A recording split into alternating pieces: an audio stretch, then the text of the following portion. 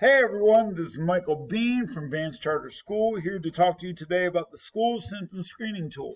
Now, whether your child comes to school with cohort A on Mondays and Wednesdays or cohort B with Tuesdays and Thursdays, they're going to receive this half sheet of blue paper that says School Symptom Screening Tool. Do me a solid favor. Put this sheet of paper in your vehicle, okay? Because whether you put it on the dashboard, you can put it in the glove compartment. If you're like me and you have one of those middle compartments in the front that's always filled with useless junk, stick it in there. But you want to keep these questions with you. This sheet has 3 questions on it. Keep it in your vehicle. Starting next week, as you come to school to drop your babies off in the morning, there'll be teachers outside waiting to ask you these 3 questions pertaining to your child's health.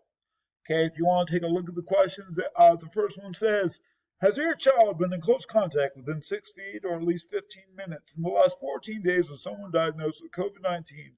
Or has any health department or healthcare provider been in contact with you and advised you to quarantine?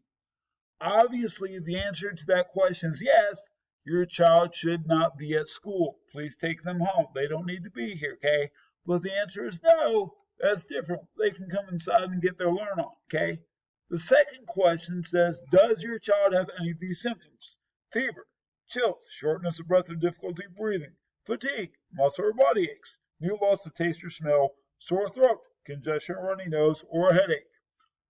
I know this time of year, October, November, it's not uncommon to come across a kid that may have a runny nose due to allergies or a sore throat due to allergies. But the concern comes when all these symptoms team up with each other. So, if your child has a sore throat and has a headache and is tired and they have body aches and they're experiencing chills and a fever, oh my goodness, you guys already know you're not going to send them to school.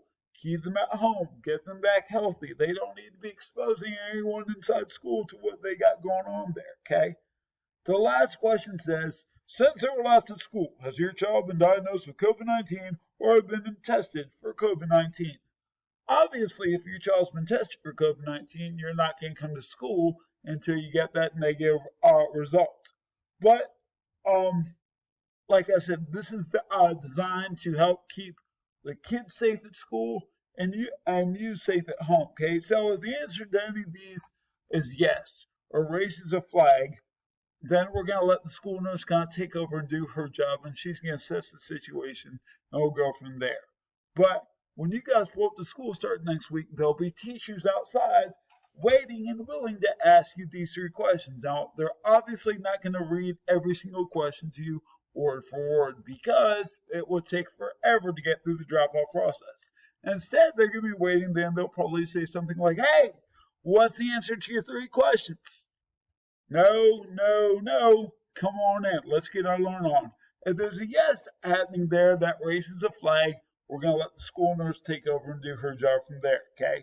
But like I said, this has been designed to keep your baby safe and keep everybody else safe inside the building.